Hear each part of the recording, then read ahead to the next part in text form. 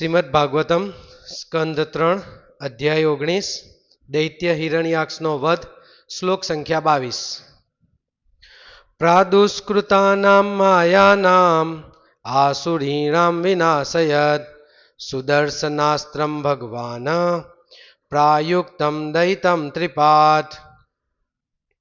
अनुवाद અને ભાવાર્થ ऋषि भक्ति वेदांत स्वामी शील प्रभुपाद जी द्वारा शील प्रभुपाद की जय। अनुवाद। સર્વ યજ્ઞોના મૂર્તિમાન ભોગતા એવા ભગવાને હવે તેમનું પ્રિય સુદર્શનાસ્ત્ર છોડ્યું। તે અસુરે દાખવેલા માયાવી બળોનો નાશ કરવા સમર્થ હતું। ભાવાર્થ। અસુરો તેમજ પ્રસિદ્ધ યોગીઓ પણ તેમની ગૂઢ યોગ શક્તિ વડે કેટલીક વખતે માયાવી કૃત્યો કરી શકે છે, પરંતુ ભગવાને છોડેલા સુદર્શન ચક્ર આગળ આ બધી માયાવી ઇન્દ્રજાળ નષ્ટ થઈ જાય છે।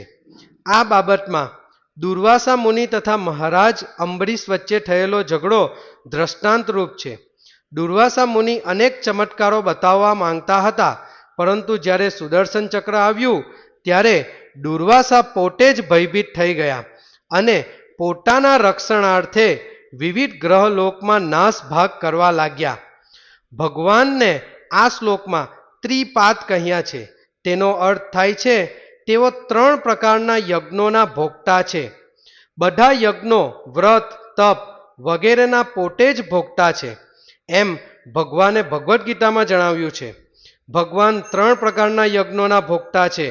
ભગવદ્ ગીતામાં આગળ કહ્યું છે તેમ સાધન સામગ્રીનો યજ્ઞ થાય છે, ધ્યાન જપનો યજ્ઞ થાય છે અને જ્ઞાન યજ્ઞ થાય છે। યજ્ઞ, યોગ અને કર્મના માર્ગે જનારાઓને છેવટે ભગવાનના આશ્રયે આવવું જ પડે છે, કારણ કે વાસુદેવ સર્વમ ઇતિ, ભગવાન બધાના પરમ ભોગતા છે। સર્વ યજ્ઞોની તે જ પૂર્ણતા છે।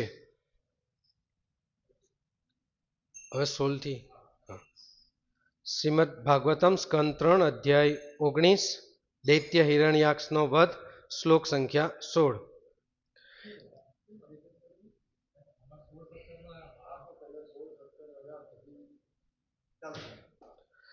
તેનેત્થમાહત ક્ષતભગવાનાદિષુ કરઃ નાકંપતમાનાક ક્વાપી સ્ત્રજા ઇત ઇવ દ્વીપઃ। હે વિદુરજી, એ પ્રમાણે અસુરે પ્રહાર કર્યો, છતાં પણ ભગવાન આદિવરાહે ફૂલની માળાથી મારવામાં આવેલા હાથીની પેઠે શરીરના કોઈ પણ ભાગમાં કંપ અનુભવ્યો નહીં। શ્લોક 17।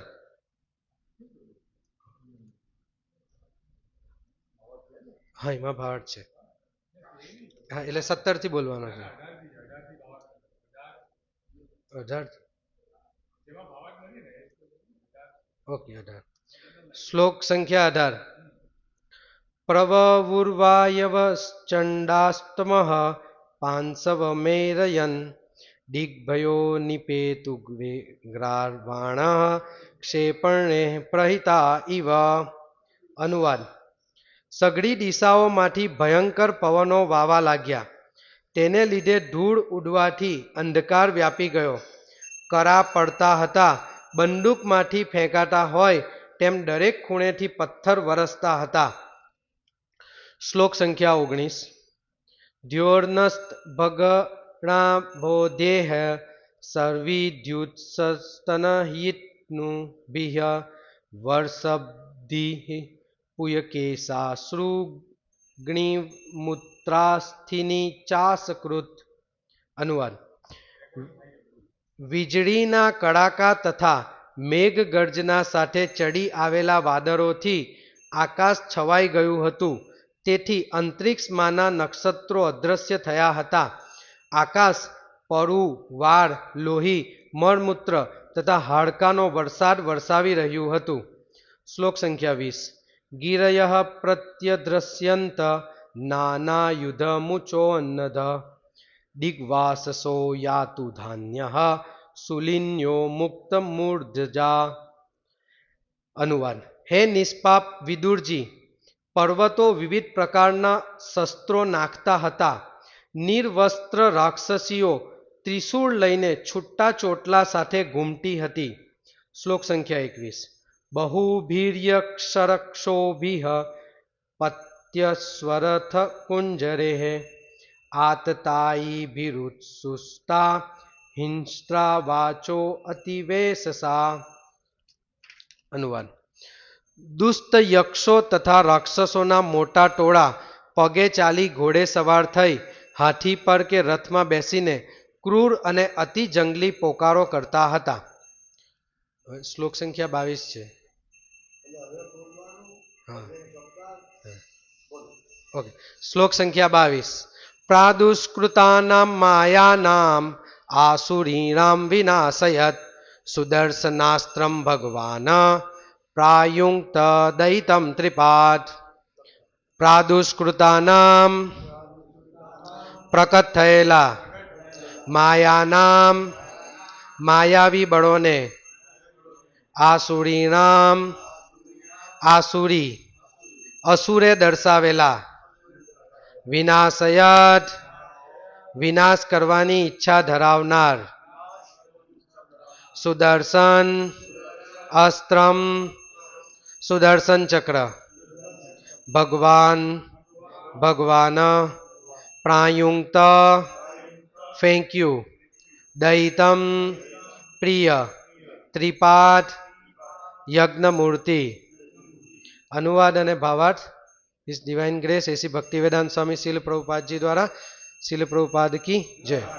અનુવાદ. સર્વ યજ્ઞોના મૂર્તિમાન ભોગતા એવા ભગવાને હવે તેમનું પ્રિય સુદર્શનાસ્ત્ર છોડ્યું. તે અસુરે દાખવેલા માયાવી બળોનો નાશ કરવા સમર્થ હતું. ભાવાર્થ. અસુરો તેમજ પ્રસિદ્ધ યોગીઓ પણ તેમની ગૂઢ યોગ શક્તિ વડે કેટલીક વખતે માયાવી કૃત્યો કરી શકે છે, પરંતુ ભગવાને છોડેલા સુદર્શન ચક્ર આગળ આ બધી માયાવી ઇન્દ્રજાળ નષ્ટ થઈ જાય છે.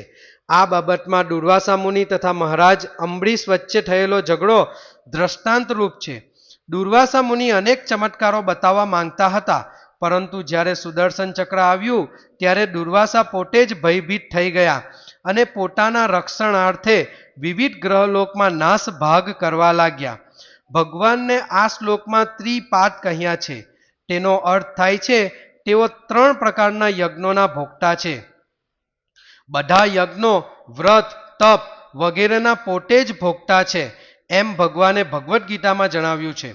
ભગવાન 3 પ્રકારના યજ્ઞોના ભોગતા છે. ભગવદ્ ગીતામાં આગળ કહ્યું છે તેમ સાધન સામગ્રીનો યજ્ઞ થાય છે, ધ્યાન જપનો યજ્ઞ થાય છે અને જ્ઞાન યજ્ઞ થાય છે. યજ્ઞ યોગ અને કર્મના માર્ગે જનારાઓને છેવટે ભગવાનના આશ્રયે આવવું જ પડે છે, કારણ કે વાસુદેવ સર્વમ ઇતિ. ભગવાન બધાના પરમ ભોગતા છે. સર્વ યજ્ઞોની તે જ પૂર્ણતા છે. ઓમ અજ્ઞાનતિમિરાંધસ્ય જ્ઞાનાંજનશલાકયા ચક્ષુરુન્મિલિतं येन तस्मै श्रीगुरुवे नमः. श्री चैतन्य मनोभीष्टं स्थापितं येन भूतले स्वयं रूपकदा मह्यं ददाति स्वपदान्तिकं वन्देऽहं श्रीगुरुं श्रीयुतपदकमलं श्रीगुरुं वैष्णवांश्च श्रीरूपं सागरजातं सहगणरघुनाथान्वितं तं सजीवं साद्वैतं सावधूतं परिजनसहितं कृष्णचैतन्यदेवं श्रीराधाकृष्णपादान् सहगणललिता श्रीशाखान्विताश्च. हे कृष्ण करुणा सिंधु दीनबंधु जगत्पते गोपेश गोपिका कांत राधा कांत नमस्तुते. तप्त कांचन गौरांगी राधे वृंदावनेश्वरी सुभानुसुते देवी प्रणमामि हरिप्रिय. वाञ्छाकल्पतरुभ्यश्च कृपा सिन्धुभ्येव च पतितनां पावनेभ्यो वैष्णवेभ्यो नमो नमः. श्री कृष्ण चैतन्य प्रभु नित्यानंद श्री अद्वैत गदाधर श्रीवास आदि गौर भक्तवृंद. हरे कृष्णा कृष्णा कृष्णा हरे हरे, हरे राम राम राम हरे हरे. हरे कृष्ण. श्रीमद् भागवतमना क्लासમાં આપણે આજે શ્લોક સંખ્યા સ્કંદ 3 અધ્યાય 19 શ્લોક સંખ્યા 22 આપણે જોઈએ છે. પ્રાદુષ્કૃતાનામ માયાનામ આસુરીણામ વિનાશયત સુદર્શનાસ્ત્રમ ભગવાન પ્રાયુક્ત દૈતમ ત્રિપાદ.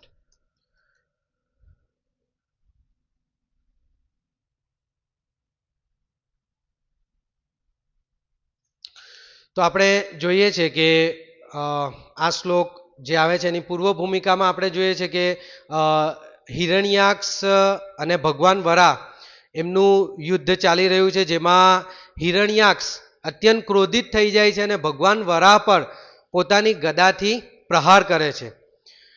ભગવાન વરા આ પ્રહારોને એવી રીતે ઝીલી લે છે કે જાણે કોઈ રમત રમી રહ્યા હોય. અસુર ગમે તેટલી શક્તિ વાપરે પણ ભગવાન માટે તે માત્ર એક લીલા જ છે. ભગવાન સામે કોઈ પણ ભૌતિક શક્તિ ગમે એટલી મોટી હોય પરંતુ એ એમના માટે રમતવાત છે. તે ભગવાન સામે કદી સફળ થવાની નથી, એ નિષ્ફળ જ જવાની છે. જ્યારે હિરણ્યાક્ષે જોયું કે ગદા યુદ્ધમાં, દ્વંદ્વ યુદ્ધમાં ભગવાન સાથે લડી રહ્યો છે, તો એને ખબર પડી કે ભાઈ હવે હું આમાં જીતી શકવાનો નથી. એટલે હિરણ્યાક્ષ હવે પોતાની આસુરી માયાશક્તિ પ્રગટ કરે છે અને એ આસુરી માયાશક્તિને કારણે આકાશમાં અંધકાર છવાઈ જાય છે, પથ્થરોનો વરસાદ થાય છે, દિશાઓ દેખતી બંધ થઈ જાય છે, ભયાનક અવાજો થવા લાગે છે અને અસુર એવી ભ્રમણા પેદા કરે છે કે જાણે હમણાં જ પ્રલય આવવાનો છે અને બધાનું મૃત્યુ થવાનું છે. શીલ પ્રભુપાદ અહીં આપણને સમજાવે છે કે અસુરો ઘણીવાર પોતાની યોગ શક્તિ કે જાદુઈ શક્તિથી ભક્તોને ડરાવવાનો પ્રયત્ન કરે છે. જ્યારે દેવતાઓ આ માયા જોઈને ગભરાઈ ગયા, આપણે આગળના શ્લોકમાં જોયું કે ત્યારે ભગવાનને અંતે પોતાનું અમોઘ શસ્ત્ર છોડ્યું. આ શ્લોકની અંદર આપણને કહેવામાં આવે છે કે ભાઈ સુદર્શન ચક્ર છોડવામાં આવ્યું. તો દેવતાઓ ભગવાનને વિનંતી કરે છે કે હવે તમે એમની સાથે જે રમત રમવાનું છે કે એમની સાથે તમે બંધ કરી દો અને આ અસુરનો ઝડપથી વિનાશ કરો. તો ભગવાને પોતાનું પ્રિય સુદર્શન ચક્ર અહીં છોડે છે, જેને અસુર દ્વારા ફેલાવવામાં આવેલી તમામ માયા અને અંધકારને ક્ષણભરમાં ચીરી નાખવા માટે સક્ષમ છે. અસુરો પાસે ઘણીવાર એવી યોગ શક્તિ ને માયાવી શક્તિઓ હોય છે કે જેનાથી તેઓ ભ્રમ પેદા કરે છે, પરંતુ ભગવાનનું સુદર્શન ચક્ર કોઈ પણ પ્રકારના ભૌતિક કે આધ્યાત્મિક ઇન્દ્રજાળને ક્ષણભરમાં જ શાંત કરવાની શક્તિ ધરાવે છે.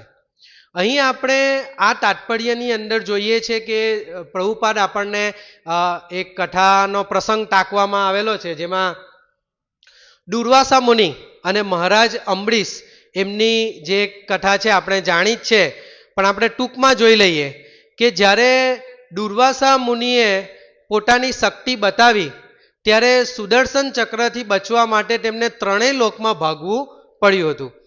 આ કથા આવે છે ભાગવતમના સ્કંદ 9ની અંદર અધ્યાય 4 અને અધ્યાય 5 ની અંદર. અધ્યાય 4 ની અંદર મહારાજ અંબરીશની ભક્તિ અને દુર્વાસા મુનિનો ક્રોધ, અને અધ્યાય 5 ની અંદર સુદર્શન ચક્ર દ્વારા દુર્વાસા મુનિનો પીછો કરવામાં આવે છે અને અંતે અંબરીશ મહારાજ દ્વારા તેમની રક્ષા થાય છે.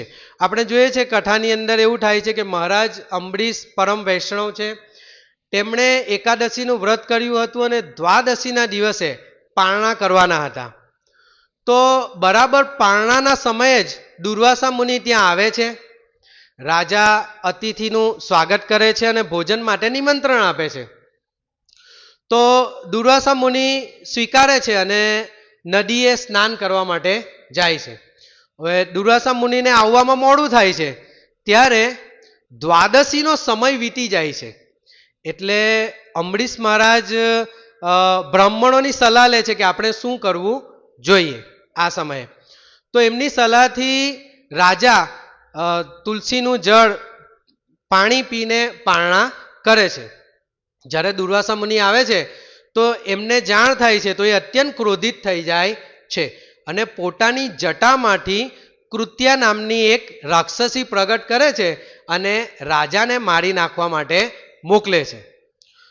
તો જ્યારે આ ઘટના થાય છે ત્યારે ભક્તની રક્ષા કરવા માટે ભગવાને પોતાનું સુદર્શન ચક્ર મોકલે છે. આપણે જ્યારે એ ભાગવતમની અંદર વાંચીએ છીએ ત્યારે લખ્યું છે કે ભાઈ અંબરીશ મહારાજ ગભરાતા નથી, એ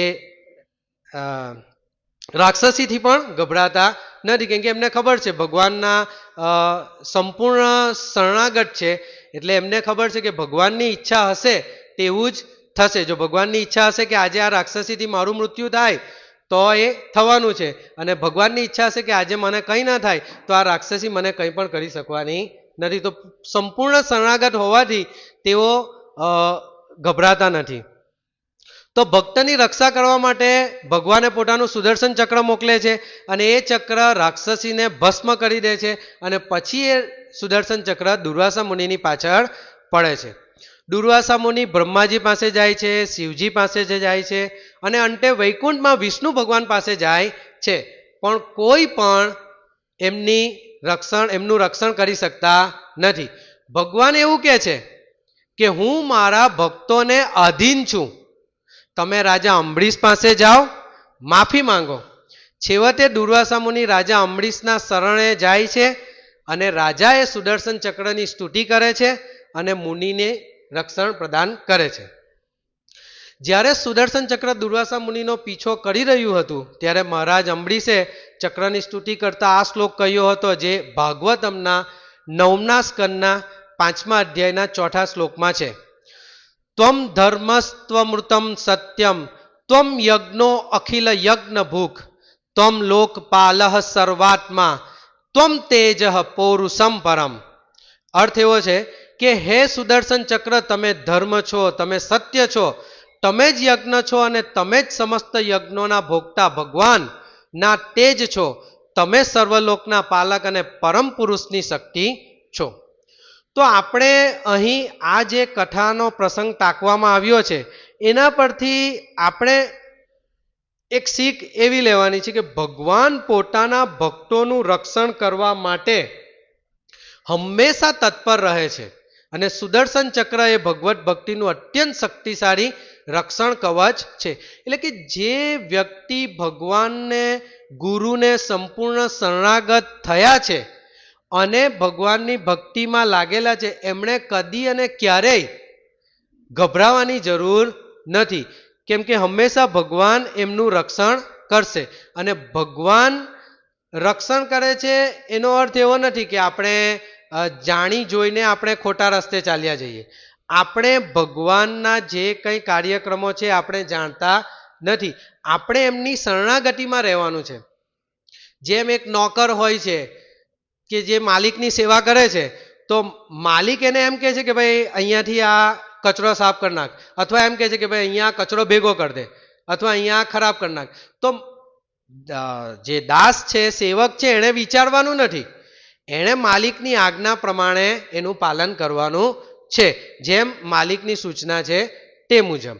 તો દાસ સેવક, આપણે દાસ છે ભગવાનના ગુરુના, તો એ પ્રમાણે આપણે આપણી જે કંઈ ગુરુની આજ્ઞા છે એ પ્રમાણે કામ કરવાનું છે.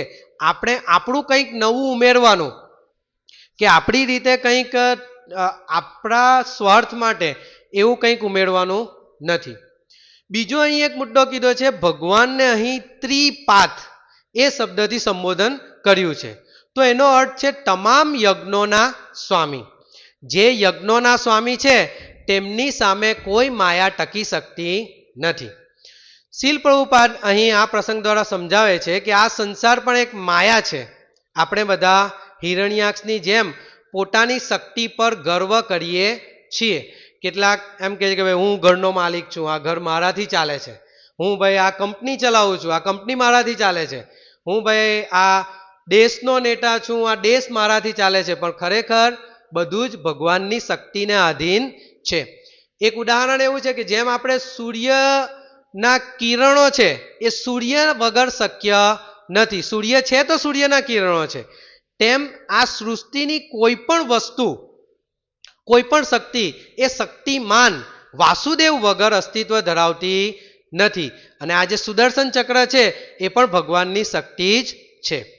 આપણે સ્કંદ 7ની અંદર હિરણ્યકશિપુ નો અહંકાર ભંગ કરવા માટે ભગવાન નૃસિંહ અવતાર ધારણ કરે છે.